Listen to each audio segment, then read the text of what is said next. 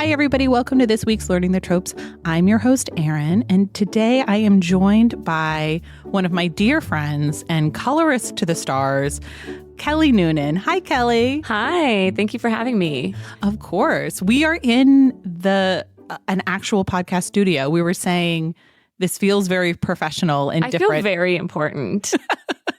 We have giant headphones on. I feel suddenly the urge to share all of my controversial opinions. We recorded an initial intro episode for you. Yeah. It didn't go. I just need everyone to understand that I've been doing hair for 12 years. And so I don't even have a computer, really. Yeah, it was just shocking to me. Yeah. I just use my phone for everything. And I did buy a Surface laptop, I think during lockdown, maybe. Because I was, no. It was sooner than, I don't remember why I got it. I never use it, maybe just for therapy when I do my therapy session. So just your therapy box, basically. Yeah, that's all I use it for. I don't even stream on it. I just do not use it. So when we tried to do the pre-taping thing, it didn't work. No. And we learned that you can't use your phone to try to record on the service that we use. So it was good. And we learned something about it. Now we know. Mm-hmm. And so you're a very talented colorist. You are a colorist, my colorist. Mm-hmm. People think that I'm a natural redhead. And you're not. That's my favorite thing. I trick people with the redheads all the time. My assistant, I made her a redhead too. And people always think it's a natural color. Her hair is gorgeous too. Thank you. Yes. And I do another romance writer. You do? Yeah. You do one of the greats. I would say, one of our best living romance authors, Sarah MacLean. Wow. She's so lovely. She is. She was so excited that you were doing this book that we're talking about. Yeah, we chatted about it a little bit. Mm-hmm. She seemed to really like it too. Oh, she's obsessed with this book. She's a big evangelist for it. I love this story about Sarah, and I don't know, maybe she'll want to tell it, but I'll tell it. When she came to visit you, she was like, I need a good colorist. And I was like, well, I know the best colorist and you have to go. And then I know the best stylist. Yeah. And you have to go to him too. And so she basically just does exactly what I do, which is I just wish more people would just take my advice like that immediately. I love when that happens. Yeah. But also, you're incredibly chic. So I feel like if it's any type of advice in that realm, I would be jotting that down. Mm-hmm. Yep, I'm going there. I'm shopping there. Whatever you say, that's what I'll be doing. So Sarah came in and she was like, I don't know what to do with my hair. And I think we had had lunch earlier and she was like, I don't know what to do. And I was like, just go in there and put yourself in Kelly and David's hands and they will do what is best and they'll decide. Mm-hmm. And so she was about to go on a mini book tour and she said the vibes that she wanted and then she wanted to go more blonde. And you said to her, soccer moms go blonde, rock stars go dark. I said that. Yes. And she was like, right. Well, you know what? I needed her. I was on the blonde thing. I was with her.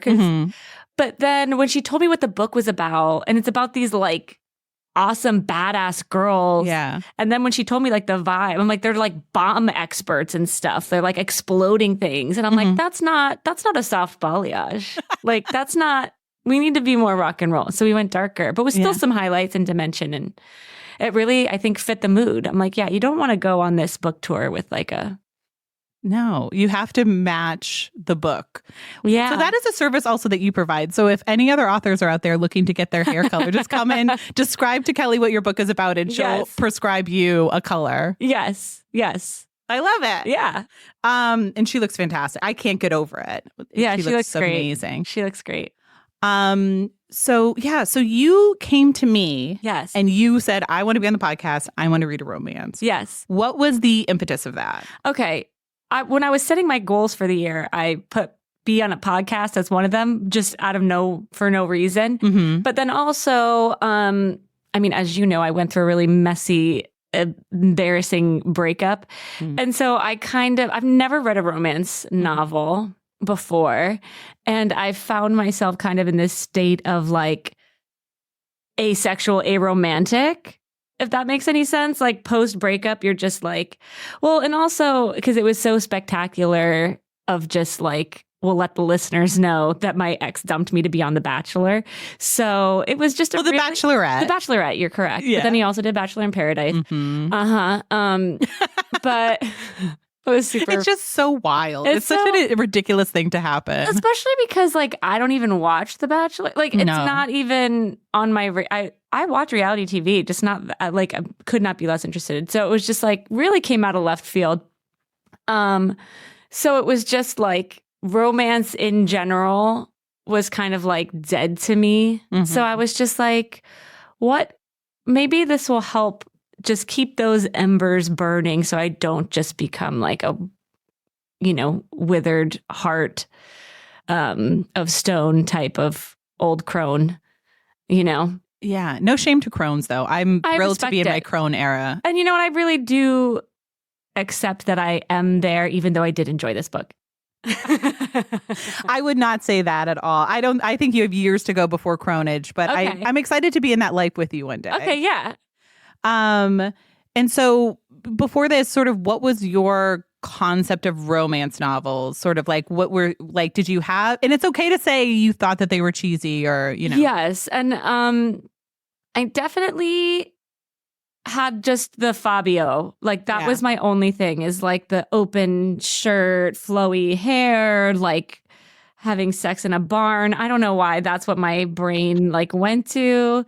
A barn? Okay. I don't know. Like the farmer. I don't know where that came from. I must have seen a cover. Well, you're from Amish country. So were those like Amish romances? No, I don't know. That was like maybe adjacent. I was like a couple hours away from Amish country. Okay. But I don't know. That's what my mindset was. And I guess I also kind of thought of it as like just written pornography. Mm-hmm. So I always kind of imagined the storylines were like, oh, you needed somebody to come fix your sink and and then what happens from there? I imagined the storylines were very flimsy. The character development was also flimsy.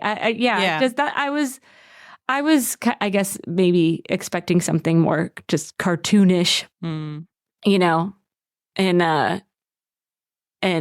I wasn't expecting any level of like depth of story or character development, I guess. Fair enough. I think that's or like common. A Lifetime movie. I was like thinking of like a Lifetime movie, but with sex scenes. Yeah. Yeah. Which I'm sure that is also... There's plenty of that as well. Oh, please. There are plenty of romance novels that also like are very thin in plot and character development. But I wouldn't say those are ones that we've ever read for the podcast. Right. Because, what would you say? It wouldn't really be that much fun to read.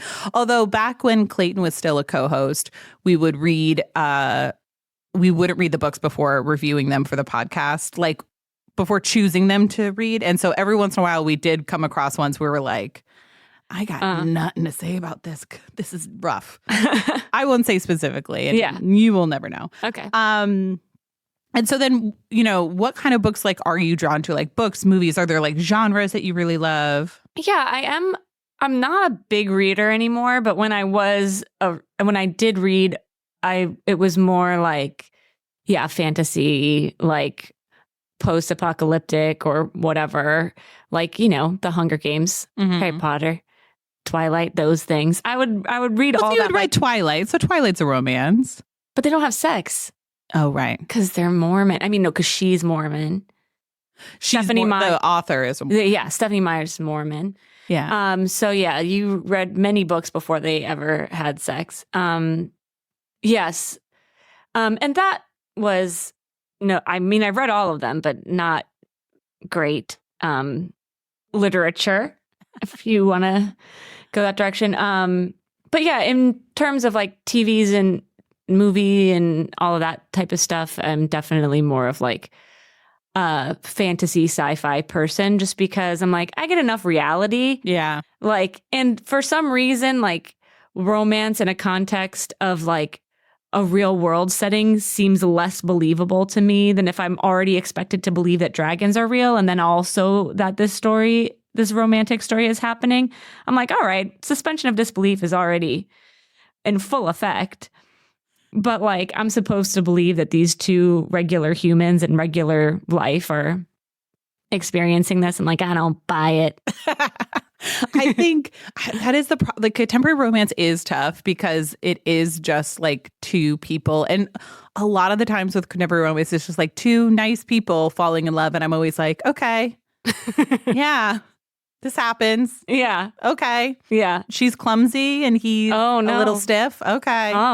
Whatever. I'm, again, not talking about anything specific, guys. But that also describes me in every relationship I've ever been in. Yes. I did run into a bike rack on my way walking over here. You are a little bit of a romance heroine, actually, as we're talking about it. Yeah. Okay, I just need the end of my story or the beginning to really. We need you to stop dating studious cancers. What is it with the cancers? I don't try to date cancers. They just all happen to be cancers. I think now when you meet somebody within 5 minutes, you need to be getting the birthday deeds. You need to be getting the big three because cancer just walk away. Yeah. I'm a couple steps away from even making eye contact with a man. So we'll get you there. I think I'm safe for now. So when we were talking about picking a book for you to read, you specifically said you wanted dragons. Yeah, I do. So like what dragons. does dragons like? What are dragons to you? Because I love that. I always have liked dragons. I guess also growing up, I always just liked reptiles. I was like, I liked snakes and lizards and stuff. I was that kid. Yeah. And ironically, this book, no dragons. I know, but it's a trick because they use the term dragon for something else. I'm like.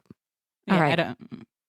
Well, so the book that we read is A Heart of Blood and Ashes by Milla Vane, A Gathering of Dragons #1. So when I had not read this book until we chose it for the podcast, and I was like, oh, dragons, the series is called Dragons. I was like, obviously there are dragons. There are not dragons. Dragons just refers to his like bestie soldiers. Yeah. Like his security detail, essentially. Yeah. Yes. So, but before we get into what the book is about, let's judge the cover. So I read this on my Kindle app. You have a physical copy. The physical copy is beautiful. Yeah, I like it. It's also very soft. It also gives you a sense of how thick this book is. It's very thick. Which I did not realize. No, because I just went into it. I didn't realize this is like a very long book. Yeah. I blew through it though. You sure did. I took a longer time. You did take a little while to read it, which is fine. Everybody reads at her own pace, and it's fine. What was this book about? It's to me, it reminded me very much of like Game of Thrones, in that it's like you have the different like regions that all have different rulers, and then you have, almost kind of like a uniting of two kingdoms to defeat like a evil ruler, right? As like the framework. But that then our female protagonist has been literally kept in a tower her whole life, but is a princess. And our male protagonist is the prince of the barbarian people, and they have to join forces, even though they don't like each other. Well, really, she likes him. He doesn't really like her because he thinks she killed his parents. That's the key. A tough thing to get over. But yes. But then, on their quest, but they have to unite forces to defeat her brother, who is evil.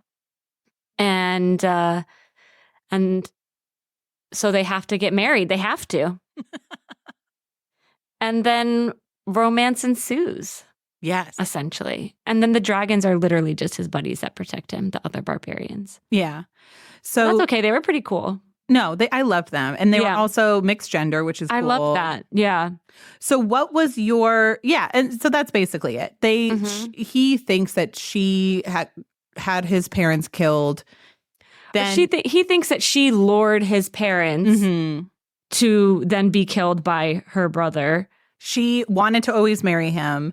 And then basically when he comes upon her, she says, like, the way to get back at my father for murdering your parents is if you marry me and we have children together. And then that like defeats his line. Yes, because this was another interesting thing that I liked about this book is that her people, it's a matriarchal society. So it goes through the daughters.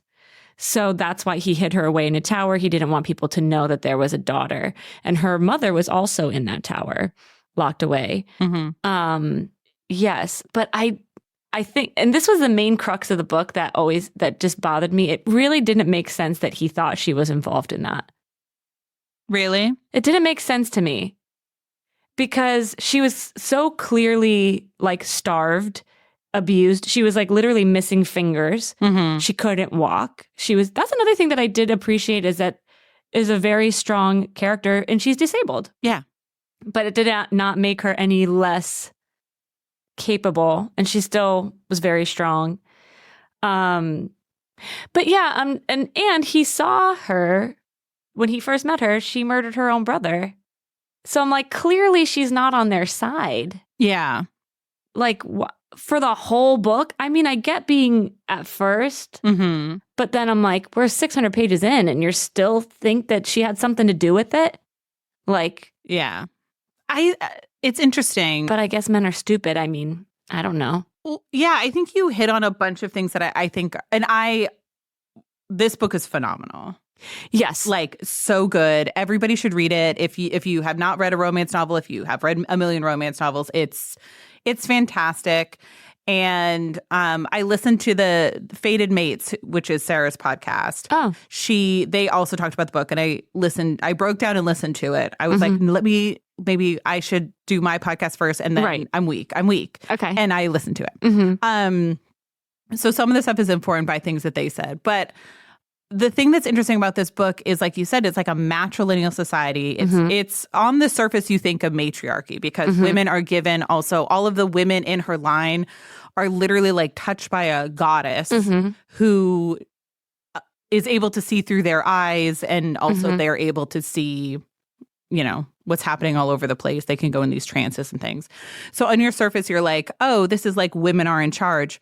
But nowhere are women in charge. And even though they're the ones that are actually powerful, they have been, brutalized to the point where their power has been taken away from them. Exactly. Which is relatable. I know, which is,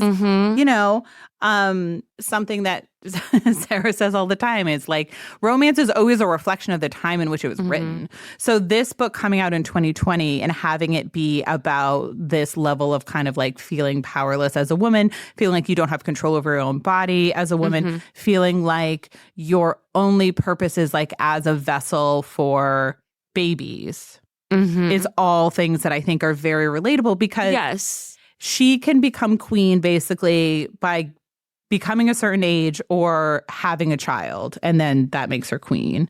Oh, wait, really? I guess so. Oh, is that Well, because they were like so gung-ho about like, we are going to have a baby. Like, we need to get you pregnant immediately. That was basically, and then there was this device that they used. Well, this is the one thing that surprised me the most, having this as my first romance novel. And this was a doozy of a romance novel too. There was so much less sex than I was expecting. Yes. I was expecting it to be sex strung together with a story, but really I was getting like a Game of Thrones level story with even less sex than Game of Thrones has, like, because Game of Thrones has very explicit sex.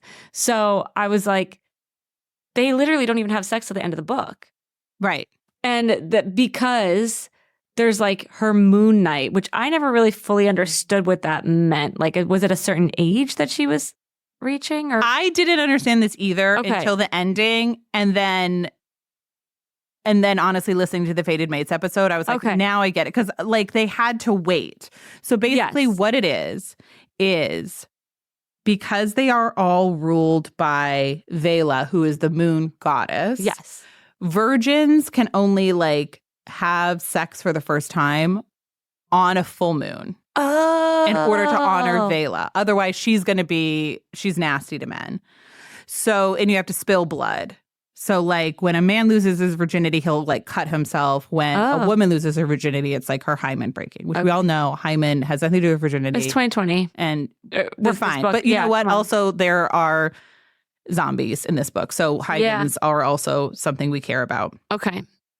So in order to not displease the goddess Vela, they have to wait to the full moon in order to have sex for the first time. I didn't fully understand. It was just like, okay, they can't have sex until some date in the future. Right. Which is also like romance reasons. Like, yes, this helps the plot. Like that they don't just have sex immediately, you know? Yes.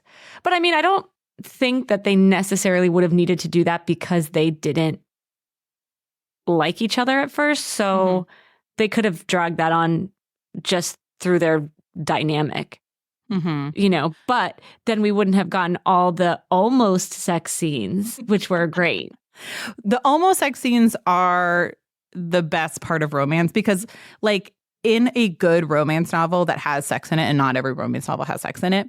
Wait, really? Yeah. I didn't even know that. I'm learning so much. Yeah, they're closed door romances. Oh. Or there's like Christian romances where they just kind of like kiss at the end, maybe. Oh, wow. But by the time the two people have sex, you're like, I need to read an explicit sex scene because I have come so close so many times. Like, for the love of God, these two people need to fuck. They're edging us. Yeah. Exactly. But, well, that was another major disappointment for me with this book is that, I don't know, am I getting ahead of myself if I talk about when they finally do have sex? No, I think we can like mix it up. Can we I think jump this around? book would be like I don't like So chronologically. There's it's so much happening. Yeah. When we're reading the whole book to wait for them to have sex, like the whole entire book, and then it's the worst, most unsatisfying sex scene ever. I literally almost threw the book. And then I guess it redeemed itself, but like if I hadn't been reading this for a purpose, I would have stopped reading. I'd be like, fuck this shit. They were like mad at each other. They had to do it because if they didn't do it then they'd have to wait to the next full moon. And then one of them was probably going to die. I don't know. And they only had like 10 minutes before the sun came up. And I was like, 10 minutes? No. What? We need so much more time than this. Yeah. And I mean, I guess that was the point. Like, it was clearly supposed to be like, and I don't know if that was because the author wanted it to differentiate when they had to have sex for that purpose to then when they wanted to. Mm-hmm. And I guess maybe that's what she was doing. But in that moment, I was very upset at it. Well, I think also it's once the hero and the heroine have kind of like declared their love for each other, like the book is over, like kind of the wind is out of the sails. So, but you can have hot sex and not be in love. Yeah. I mean, basically what happens is they're at the end of like their journey. Mm-hmm. They're trying to defeat her brother. Mm-hmm. He has been fighting him all night because they try to set up this decoy situation and it goes wrong and he goes back. And basically, like, they have 10 minutes to have sex, which are like, listen, you can have hot sex in 10 minutes. Like, you can just, like, get it done and, like, that's great. But, like, that wasn't this. He also says to her, basically, like, it's okay. I know that you killed my mother, but I understand now that you had reasons. And, like, still refuses to believe her that she did not set up his mother, that she had a very close relationship with his mother, that she loved his mother. And he says to her early on in the book, like, if you ever speak about my mother without me asking you, I'll cut out your tongue. Yeah, that's another thing that really bugged me about the book. Is just how that whole thing played out in their dynamic and like how, well, like you can say that. And then there's this other thing that the barbarians always keep their oaths. Yeah. And so it's like, since he said, I will cut out your tongue if you ever speak my mother's name, that he could not break it. But then it's like, come on, be reasonable. Like you can have a conversation at this point, but you couldn't. He could not allow himself to listen to her truth and believe it. Right. And that's like a big theme of the book too, is like he demands truth from her. Which she always does. Yeah, which she always does tell the truth, but he refuses to allow her to tell the truth. Right. And then demands the truth from her. And then one of the things that I really didn't like, because there was that one scene when they're at like the inn or something. And actually, this was one moment that I had. I was like, oh, I'm reading a romance novel. Like I forgot because I'm reading it like it's going to be Game of Thrones. And so I'm expecting like dark twists. Do you know what I mean? Yeah. And so they go to this like inn and they're eating there. And there's this like waitress that keeps staring at her because they have special eyes, like they have like white eyes or something. So she knows that this is like somebody blessed by the goddess or whatever of that line. And this woman is staring at her the whole time. And then is insisting that she take a bath. Let me draw you a bath. Let me draw you a bath. And then they're all perceiving it like she's so enamored with this like daughter of the goddess, like that's here.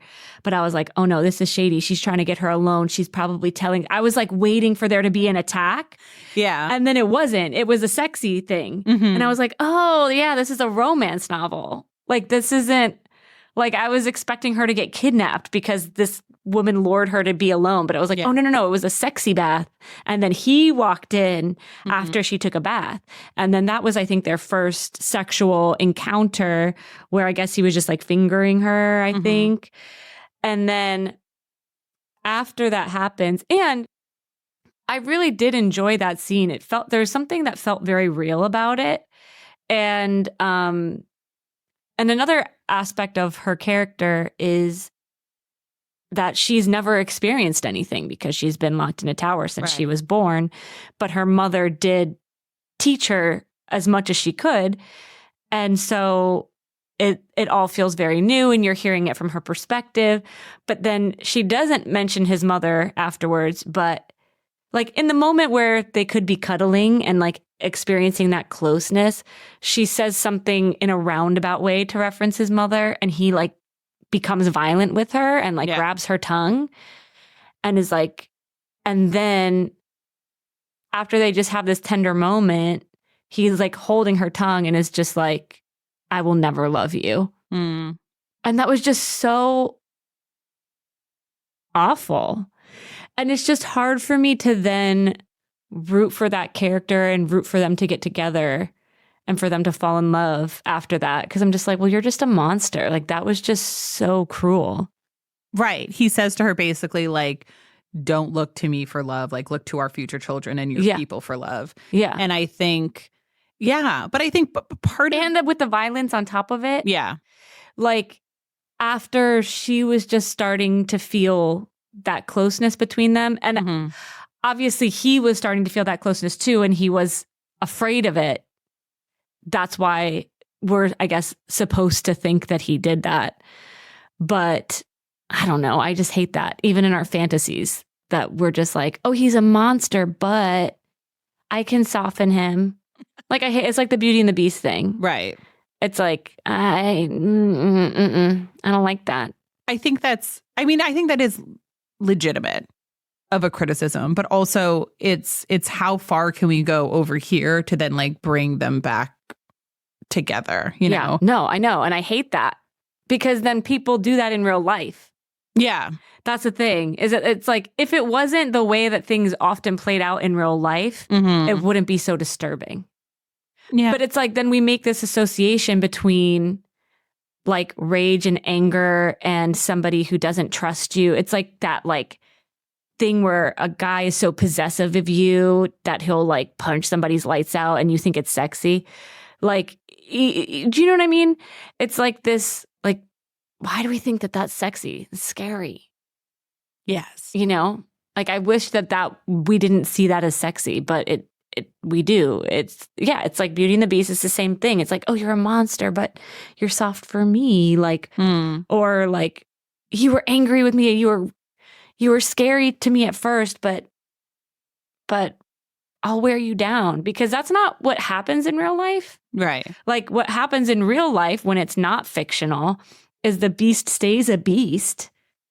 And if he's somebody that's going to lock you in a fucking dungeon, then he's not going to suddenly become a prince at the end. Like, that's not how things really play out in real life. So, I don't know. I know it's like fictional, but I just don't like that kind of perpetuating of that already toxic pattern that we have in society. You know what I mean? I think that's a fair criticism. I also think that we're not supposed to see that as sexy or aspirational. Like in that moment, it's supposed to be like a cruelty to her.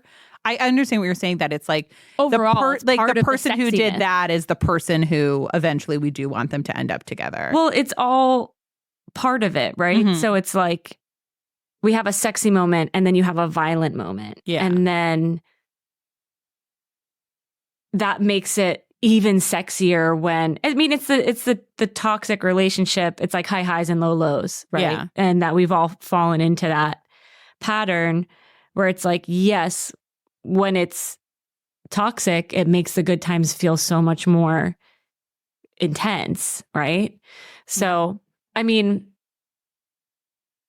I guess it was realistic in that light that is a very common thing, but the uncommon thing is for that behavior to dissipate into softness and love.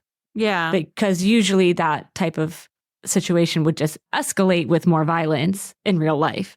I think that's also part of the wish fulfillment of romance is Exactly. that this person would get worn down. Where I think, yeah, like you said, in real life, if somebody is violent with you, they're a violent person, and that's they are only going to get more violent. Like, right? Exactly. Yeah. I think yeah. Yeah, I know. But then that's why it's a fantasy novel. Right, because it does, like, we do, and I think the thing that we have too is like being in his point of view and understanding the level of like pain that he has, and understanding also he's like a barbarian in a fantasy world. Yeah, he's not a grieving person. His parents, yes, and his parents just died, and he's feeling all these emotions, and he's not sure, and he feels like this woman might be tricking him, because I think that's it too. He refuses to believe her. Yes. And he even also refuses to let her talk. Refuses to believe her, which I think is like, not uncommon. Yeah. The first sex scene is when they first meet. She kills her brother. So she's supposed to be going to marry this other king. I forgot about that. That she doesn't want to marry. Her brother, so Maddox, who's the hero. I don't know if we've said that. We haven't. Maddox is the hero. Vane is the heroine. Is that how you say it? Vane? I never knew. Yvonne? I didn't know. That's how I would say it. I mean, I could be wrong. But Maddox has basically been told, like, your parents are killed, but you're not allowed to go after the people that killed them because there's this big destroyer that's coming to take us all down, and we have to remain united. And he's like pissed. But basically, if he goes after and if he kills any members of this family, then his people and lands will be forgotten when this destroyer comes. So, well, and also I think it would start more like upheaval. It would just start a war because her father killed Maddox's parents under false pretenses that they were legally executed because of their own wrongdoing, right? Which was lies. But so it wasn't like they, to the outside world, were murdered in cold blood. So it would just look like retaliation. I think they claimed his father raped someone or something. I forget what they said that the mother did. Did she kill someone? I think killed somebody or something. Yeah, but like, which maybe she did. I don't know. I can't remember. No. I think they were trumped up. It was like all. Oh yeah, no, charges. But it could have been like as part of the struggle when they're murdering the husband. I can't remember exactly the details there, but yes, anyway. It was all lies based on that were made up so that he could kill Maddox's parents without like facing the repercussions of just murdering. So he could pretend like I killed them to save my people because they were rapists and murderers and barbarians. Yeah. So she basically, what Maddox refuses to acknowledge and refuses to see what is in front of him is that Vane had a relationship with his mother because they were also in prison together for months. Yeah. And Vane wanted to marry Maddox even before he knew they had ever met. And his mother also wanted that as well. Yeah. And because I don't think we mentioned this explicitly, but Vane's mother could see anything that was going on outside of the tower. She had the gift of sight, right? Yeah. Which I thought was like a cool magic power that I hadn't really seen done a lot of places. Right. But so her mother had been watching and trying to discern who would be a good partner for Vane, and had picked him. And yes, but then at the end of the book, they talked about how that wasn't her first choice. Oh. Well. But I was like, I thought this whole book you were talking about how your mother chose him. I think he was one of many options. Yeah. And but the reason that Maddox's parents had traveled there was to check her out because I think the mother had written to them. Yeah. And Yvain's entire existence was always like a well-kept secret because her father wanted to maintain this level of power and not acknowledge that there was an heir. Yes. So her brother says something negative about Maddox's mother. And so Yvain stabs him in the back and slits his throat. Yes. And tells everybody around, like, everybody go say that I did it because I did do it. And it wasn't him. And so you can't come after him because they're not going to kill me. And then sort of that's what convinces Maddox that she's not kind of like a double agent, although he still believes that. Well, that's what I mean. That was parents. like their first interaction. Yeah. And I'm like, she just killed her own brother in defense of him saying something negative about your mother. Mm-hmm. So wouldn't that give you maybe a green flag? I don't know. I think it's like he doesn't want to see it. Yeah. Like, yes, logically, he should have put two and two together, but he didn't. Yeah, no. And I guess it was really also just the grief that he was so overcome with grief. And I think he wanted to blame somebody. Yeah, he needed also a scapegoat. Yeah.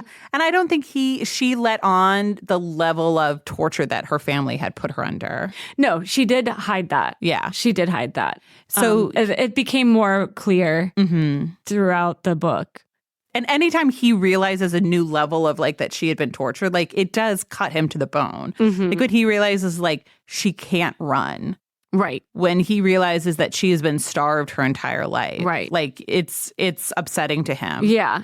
But so they decide to get married as this revenge thing. She convinces him of this. He sucks her brother's blood off of her fingers and then basically tells her, like, since we can't have sex because it's not the full moon, we've established that has to happen. Yeah. Like, you need to basically like jerk me off before we get started on our journey. And then there's like a bloody hand job. Yep. She gives a hand job using her brother's blood. And it's kind of fantastic. It really turns him on whenever she's like, "Are you feeling the blood of my brother on your dick?" And he's like into it. This is exactly what is so hard for me to be like, and you didn't trust this woman? She just murdered her own brother in defense of your mother and then gave you a hand job with her brother's blood as lube. Yeah. And you're like, I don't know. I don't know if I could trust her. Like, bro, I know. Wake up. Like, then she really is playing 3D chess. If she's like, I'm going to murder him. And then this whole time, I'm actually also like murdering your mom. Like, it just didn't make any sense to me at all. Why he was. But I guess that's also part of it is that he is so overcome with grief that he is being illogical. And I think part of his character, and one of the aspects that I really liked about this, their dynamic is that, you know, he's the warrior and she's like the would-be queen. And so her mother has raised her to be a leader and has been training her on diplomacy and all of these things. And he's learned how to be a warrior. And so then they are kind of teaching each other. Like he's teaching her over the course of the book, like how to ride a horse, like how she can become physically stronger, how to shoot arrows, all these things. And she's teaching him how to be a leader because now that his parents are dead, he's the next in line, obviously. But the barbarians vote, right? So he would presumably be the king, but she's helping him kind of prepare us to like, you can't just go in guns blazing all the time. Like there's diplomacy here. So I did kind of like that dynamic between them, but I forget why I was making that point. The scene that I love too, because one by one, like all of the dragons, like all of his like men and women, like fall in love with her. Like, they see her so early for like, she's brilliant. She's going to save us all. Like, she's great. And at one stage, I think maybe it was after the tongue thing or something happened. And she's like, I'm not going to sleep with you anymore. It was the tongue thing. Yeah. Because they were sleeping together and then he did the tongue thing and he said, don't ever look to me for love. It will never be me. Yeah. The children will love you. Your people will love you, but it'll never be me. And then she refused to sleep with him. Yeah. So she goes and sleeps with his dogs. His dogs love her. Uh-huh. And are the dogs or wolves? Wolves. Yes. Well, yeah, wolves, dogs, They all keep her warm through the night. And then all of his soldiers think that he sent her to sleep with the dogs. And they won't speak to him. Oh, yeah. They're all disgusted by him. And I'm like, yes. Also, more men's friends being disgusted with them. Yeah. Yeah. That you should be. And either way, even when he was like, no, she chose to sleep there. And they're like, well, then what the fuck did you say to her? Like, it must have been really bad if she's out here sleeping with dogs. Yeah. If she'd rather sleep with dogs than you, then you need to, I don't know what you're doing, but you need to get it together. Yeah. One of the other things I loved that was so sexy about that scene before the tongue situation happened was, because they're all like in the like restaurant part of the inn, like drinking, and they're I forget their names of the dragon, but there was like a female member and a male member, and they were both flirting with the waitress. And then she comes upstairs with the two of them. Oh, yeah. And they're having like a threesome, and Vane is in like the next, not even the next room, because it's just like curtains, I guess, privacy curtains.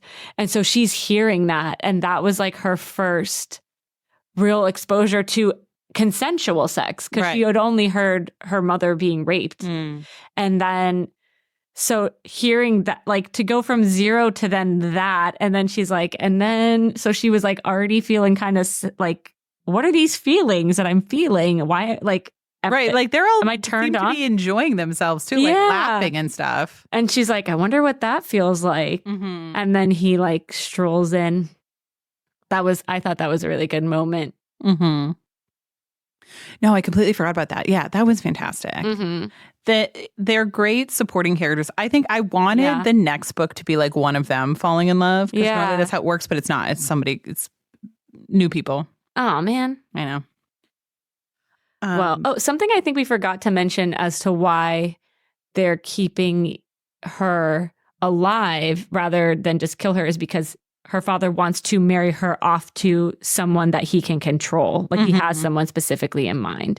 So she kind of has that plot armor of no one's going to try and kill her, because she is the pawn to get another kingdom's power under his control. Right. Yeah. Yes. So she's safe in that way. So something else that happens kind of after they have sex for the first time. So his mother, a Chev, has this like metal thing that she gives to whoever she wants her son to marry. It's like the family crest or something. Yeah. It was like, yeah. And throughout the book, when you're in Maddox's point of view, you're like, he's saying like, well, if she had this crest, then I would believe it. And I don't remember that being brought up a single time until the end of the book. Oh. I don't remember. Maybe I just was like, oh yeah, stuff that I don't even know what they're talking about, and just moving right along, but I don't remember it being mentioned. It definitely was. Okay. I remember it. But I do the same thing with fantasy books and stuff sometimes, where I'm like, words. Yeah. Like, these are things I don't understand. Like that's why it took me so long to understand the Veil of Moon thing. I was like, huh? I was like, sure, yeah. Plot point of they can't have sex until later. Yeah. Sure. Exactly. There's a reason, and then we'll know it eventually. Yes. It's like, oh, she would have the seal. I don't remember hearing about it until before, but also it's like, you tried to rip her tongue out when she even mentioned something associated with your mother. Right. And she's also like, she mentioned like, oh, she said you'd be good at this or something, which I'm like, that's a little gross. Yeah. But fine. This book is a little that is out what there. It was, wasn't it? Yeah. And he was like, understood that she was referring to his mother in like a not specific so she way. Didn't say like she would. It's like, well, I had been warned that you would be good at this. And then he grabbed her tongue. Yeah. So, and also what she says to him when she shows him the medal is like, you would have told me I stole it from her. You would have told me I took it off of her body. Like, you would not have believed me, which is true. So this idea, it's interesting when you think about like truth and women trying to tell their truth to a man, where I feel like men a lot of times will have this thing where like, if she's telling the truth, this one thing will be true. And even if that thing is something she says or something she believes, like they're like, well, yes, I know I said that if she said this one thing, then she would be telling the truth. But actually, in this case, this is why she's still lying. Oh, right. Like anytime somebody brings a sexual assault allegation, it's like, well, why didn't you report it to the police? It's like, well, first of all, there's a lot of reasons why somebody wouldn't, but also, oh, I did. They didn't do anything. Okay. Or like, you know, oh, why didn't you report it to HR? It's like, oh, I did. Well, it still doesn't mean, okay. Right. Like there's nothing I could do to get you to believe something when you don't want to believe me. Right. Yeah. And I think the thing with Maddox too, that he has a hard time understanding, even when, you know, like she had said that like his mother had picked her to be the wife, is he was like, she would be a warrior. She would be this kind of person. She would not be you. Right. And I thought that was interesting too, is like him kind of reconciling with like the person he thought he would end up with versus the person he did end up with. Who is somebody, like we said, who is disabled, who is not physically strong. I mean, like mentally, she's like a genius. Yes. But then also she is strong in terms of endurance. Right. Like she can endure a lot, which also I felt I think my favorite thing about the book in general was how well fleshed out the characters were. Yeah. Especially her. Because it's like, yeah, she came out of that situation being raised in a tower and starved and tortured and abused, incredibly weak. Yet, like, when it came time to learn how to ride the horse, like, they were so surprised that she could endure the amount of pain of like the muscle soreness that it takes to ride a horse all day, and that you would like a normal person would be complaining, crying, whatever. And she never did. Like she never cried out in pain once in the whole entire book, you know, even though, and it just like all makes so much sense. And just like her curiosity of just being so excited to see things with her own eyes for the first time and taste things with, you know, her own mouth for the first time, and that she never got to experience. It just was a really interesting character that had so many facets to it, which I really enjoyed. But I was kind of bummed that she didn't have any powers. Like, I kept thinking that she would get them. But she has sight. Not really. Like, she has, like, better than normal eyesight. Yeah. But not like her mother, who could see like lands away and see other kingdoms and hone in on an individual and watch them, you know? Yeah. But like she had a keen eye, like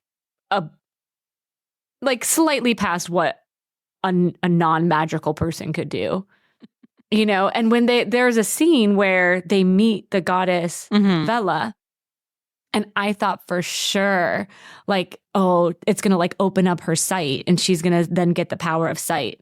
And it didn't. I was like, what a wasted opportunity. They just like gave her like a cryptic tarot reading. Yeah. And I was like, all right. I feel like in a YA, that would be when she's given like something. Yeah. Yeah. Okay, maybe that's why, because I only read YA. Yeah. But I'm like, why talk about dragons if you're not going to have dragons? Why talk about magical powers if nobody's going to have them? Yeah. Like, what? Like, it really was barely a fantasy. The only thing that really made it fantasy was like that there were that the animals that they would hunt and stuff were not regular animals. And then there was like zombies. There was zombies. Yeah. They could like her brother had a special power where he could reanimate dead beings. Right. But then also he wasn't born with that power. He like, it was something you have to do something like horrible to like, I guess, get the power of like some evil demon or something, like murder a child or something. Was it? Oh, I don't remember, but it was like like you had to have done, I guess, kind of Harry Potter-ish of like, you know, to make a Horcrux, you have to murder someone. Yeah. It was something like that. to like gain the power to reanimate dead things. I'm sure it was something awful. Yes. Yeah. And so then he did send zombies to attack them. Yeah. A few times. I mean, that because I'm not like a fantasy person, sci-fi. And I think the issue for me is like world building is really hard for me. And then just like the constraints of a world, because I'm like, well, if anything can happen, then anything can happen. And like, what is the point of like reading about it? Right. And I did think that Milla Vane did a good job with this, with the world building, where like you said, it was like, it's pretty much our world. And then there are zombie animals. It's pretty much our world, but some people have the gift of sight. You know what I mean? But no characters in the book that were alive. Yeah, had that gift. Yeah. So yes, I was expecting more fantasy, but then yes, and there like the final battle scene, they reanimate some like giant. I couldn't understand what that was. Did you understand what that was? You know, just like a giant animal. I'm like some impossibly large thing. But yeah, that whole scene I had a hard time following. I never follow battle scenes in books. I'm just like, I'm always they're confused. Fighting, and then the good guys won. Yeah, and fighting. Something happened. Then what happened? Yeah, but it felt like that whole battle scene happened on the reanimated giant animal. Yeah, they had to kill that animal again. I guess so. But then was the brother standing on the animal also? Like, I was like, I have no idea what's going on. I need to see it as a movie. Yeah. Okay. Do you cast it in your head when you read a book? Because I do that. Sometimes. Well, because in this book, on the cover, there's like a man who is like, you know, all dirty and wearing skins and stuff like that. Yeah. So I think I pictured the guy from that show, The Vikings. I think I pictured him. Okay, but see, one thing I when I was reading the book, I pictured them darker skinned, and I pictured Vane darker skinned too. I don't know what was in the description, so I was kind of surprised that it was like a white guy, a blonde white guy on the cover. I was like, I don't know if that was accurate, but maybe I just misread it. But in my mind, I pictured Jason Momoa. Yeah. I pictured Jason Momoa and Zendaya. Oh. Wouldn't she be a good Vane? Yeah. Well, because also in Dune, doesn't she have those eyes? Yeah. Yeah. But also she has like the very like wafy, like she looks like she could be frail, but she's still sneakily strong and witty. I don't know. That's fantastic casting. Thank you. I think let's call Hollywood. The whole time I was like, this would be such a good movie though, or at least a series. Yeah. I agree. Like, it would be like better than whatever House of Dragon stuff. I don't know. You know what I mean? Yeah. Listen, I'm for more romance on the screen because they're not. I don't understand why they don't get more adaptations, honestly. Because isn't it like the top genre of books that people actually buy? And then they just keep fucking doing Austen shit, which I'm sorry. Like, I love Jane Austen. Like, she's great. She did great things, but like, cool it. Listen. And now they're doing that show that's like the Edith Wharton, the Buccaneers. I don't even know what that is. Oh, I've heard mixed reviews, but yeah. Well, I did Bridgerton, and that was a huge smash. Everyone loved Bridgerton. So let's do more. Let's keep it going. Let's keep this ride going. I don't understand it. Really controversial opinions about Jane Austen. And it's just not for me, and I don't enjoy it. Fine. I don't have anything negative to say, but there's just nothing about that entire genre, but especially Jane Austen. It just doesn't speak to me at all, and I can't even stand watching it. I think the thing with Jane Austen is she was the prototype for so many stories that like we reiterate on as a society. Sure. That's like, you have to give her that. Like, I like Clueless. Yeah, exactly. Yeah. So I think it's like, in that way, you have to give her respect. But like, I'm done with the adaptation. Like, we're done. Guys, move on. And there's so many, like, this would make an amazing film or series. Like, it would be so unreal. Good. It would be so good. Cool. It would make such a good series. We need to cast Zendaya and Jason Momoa. Great. And it'd be so good. Yes. They're so hot. Yes. Yeah. It would be so great to watch them have simulated sex. Yep. I mean, I don't know. Sorry, Spider-Man. Move over. Listen, we have a barbarian. He knows, and it's all just pretend. But I think, you don't think that they're just pretend. That's not like a PR. No, when she works though, and she kisses somebody else, it's pretend. Oh, no, yes. but I think they're a Target and shit. Like they're real. Yes, like you don't go to Target with your beard. No, with your showmans. Your showmans. I am interested. I mean, if anybody out there knows why, like, there's not more romance adaptations, I would love to hear it. I think it's because fucking men make decisions. Yeah, about like it's misogyny. The studio heads are still men, right? And they don't see the value, which I don't understand because look at the numbers of how much these books are selling. And there are so many weird sci-fi, and like, no offense, and I'm happy sci-fi people have their thing, but it's like sci-fi is so expensive, and there are all these sci-fi things that are getting made, and I'm like, I've never heard of this. Yeah. I don't understand why. And romance is all character development too, and story, and it's all like heavy story and world building, and it's like already made. So I'm just like, guys, let's get on this. Yeah.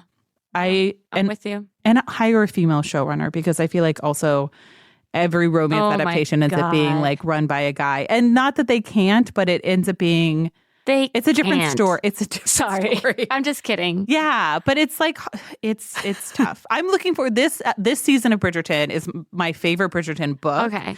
And it's being run by a female showrunner. So I have very high expectations, actually. I kind of fall off of Bridgerton because, well, Regé Sean Page isn't in the rest of it, right? No, so like every season is going to be a different couple. Okay. I watched the first season with my ex, and he kind of looks like Regé Sean Page. Okay. And so it's like triggering to me, Bridgerton now. He's not there anymore. I know. I also love that he just kind of fell off. Like he was in the Dungeons and Dragons movie, which I actually really liked. But he kind of fell off, which I'm not rooting against him. It's just that he reminds me of my ex. So I'm like, good. You're lame. Parasocial. You're B-list celebrity. I think there's just one more part of Heart of Blood and Ashes that I want to talk about, and then and then we can move on to like swooning and things like that. What that means? Wait, what? I'll tell you. Okay. But so at the end of basically they have awful sex, which it is a romance trope that the first time a couple has sex, that's awful. Which really? I do. Not always. It happens just like occasionally. I do kind of love it because like who has amazing sex the first time they have sex? Nobody. Like nobody. It doesn't happen. This is literally me learning the tropes. Yeah. I'm literally learning. I didn't know. I wish I would have known. No, sometimes it's amazing and she comes 4 times and sometimes not. So it's like, it's not like a trope like every time it's going to be this way, but like it happens occasionally and I kind of love it. No, that is good because it is real. I've never had good sex the first time I had sex with somebody. No. And so she shows him the shield. He finally believes her after 600 I will say, pages. Before that happened, he decided he didn't care that she was lying and that he loved her. Yes, but he still said, but he still doesn't. He needs to believe her, like no, that. 100%. But I'm my point just being that he didn't fall in love with her because he realized that was what the truth was, is that he loved her in spite of still not believing her. He's like, I don't care. I understood you lied because you had to protect your life, and I understand. Right. And she's like, I didn't fucking lie to you ever, bitch. You asshole. So and he was going away to war. Yeah, he goes away to war.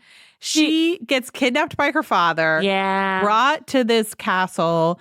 Her father tricks her into drinking the half moon milk, which was an abortifacient. So they had sex 12 hours before. So like, was she pregnant or not? We don't even know. Whatever. Yeah. He shows her, he sends the bloody sheets to Maddox to be like, she was tricking you all along. She, of course, assumes like this guy's only ever believed the worst of me. He's going to believe this too. Like, he's going to want to kill me.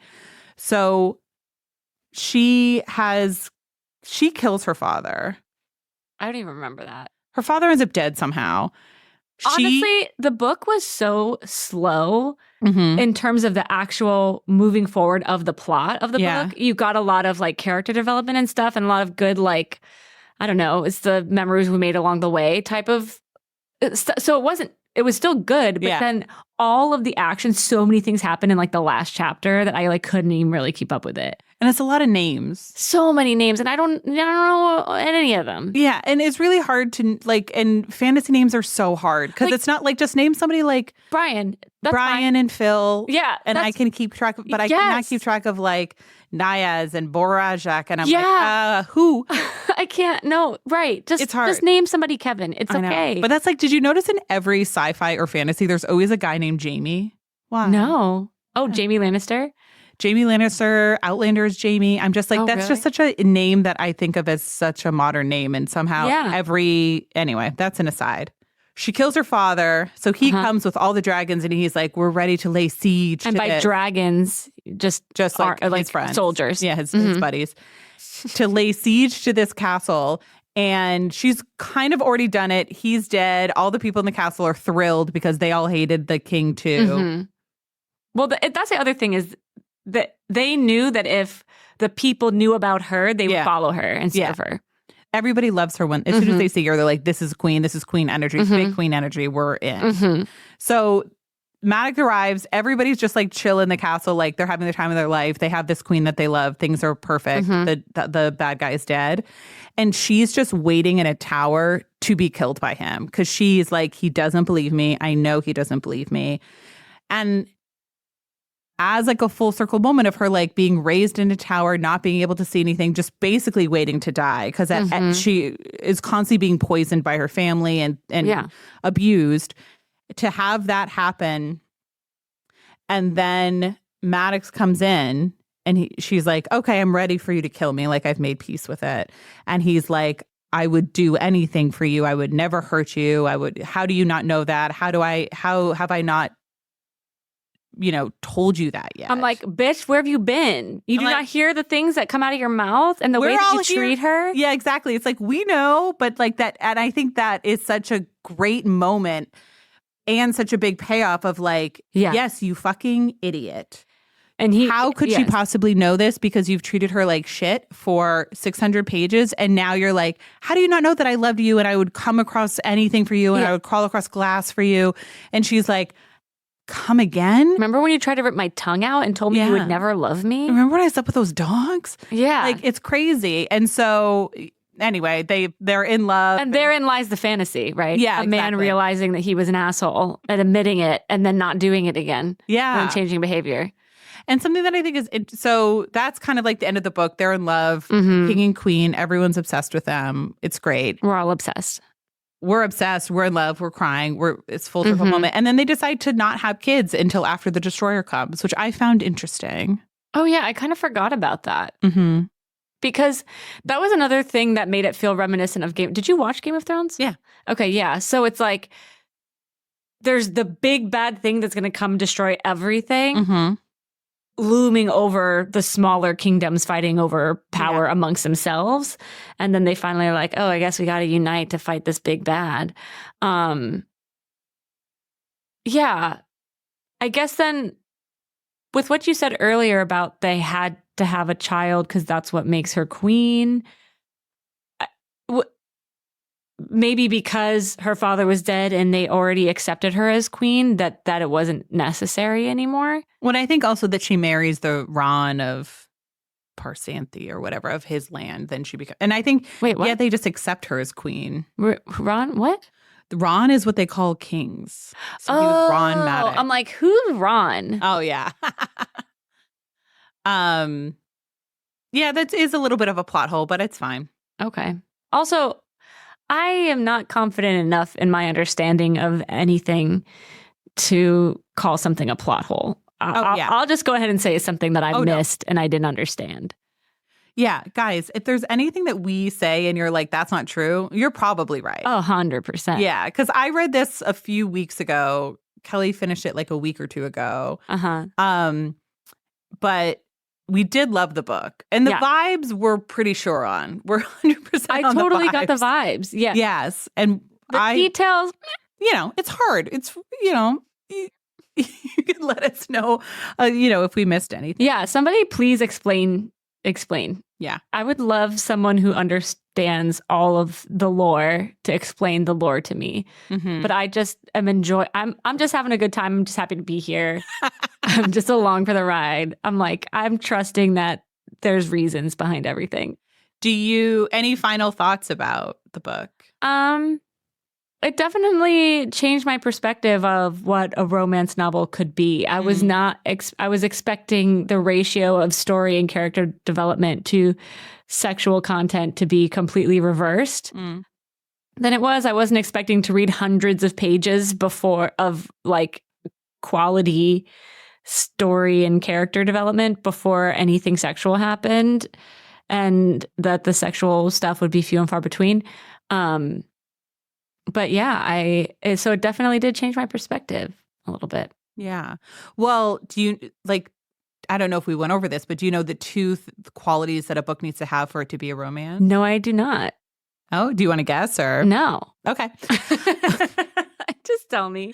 So a central love story. So it needs to be about a couple, but there are also books that are about like triads and groups and things like that. But anyway. Sorry. Don't tell my poly friends I made that noise. They're already in the comments. Okay. How quickly they come. So yeah, anyway, a central love story and it ends with a happily ever after. Okay. So good. I love that. I don't like going into a book not knowing how this is going to turn out for me, That's why I think, that's the thing about romance that is the best part about romance is that everything is going to be fine. Like they are going to end up together. And I think the exciting part of it is, especially like in this book, which again is like a phenomenal book, you have to also believe that it's impossible at certain stages. Because if you don't have that, then the payoff of them being together at the end isn't like as exciting. Yes, exactly. So, which does speak to my issue that I was bringing up earlier of just like, you can't just have an interesting story where two people meet and then treat each other with respect and then get married because that's boring. You know what I mean? but listen, that book is being written a lot. Okay. It's just not one that we're like particularally interested in, but it's like, I don't know, they call that like a cozy romance. Oh, so it's just like, and then we went conflict. For a walk in the park or maybe the conflict is outside of the relationship. Yeah. Like Romeo and Juliet, like your family hates my family kind of a thing, or not even that. Okay. I mean, there's some that are just like, what if these two nice people slowly fell in love and were nice to each other? Yep.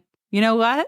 There's a reader for every book. Yeah. And if that's something you enjoy, then I'm thrilled for you because you have that. Yes. I need high conflict.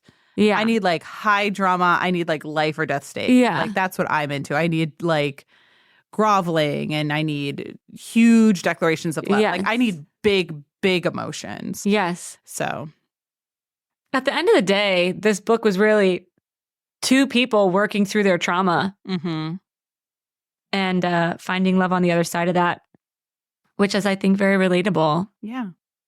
Would you read another romance? Yeah, definitely. Yeah. Oh, good. Yeah. You can read the next in the series. I don't know if I might want to try something new. Maybe something that actually has dragons.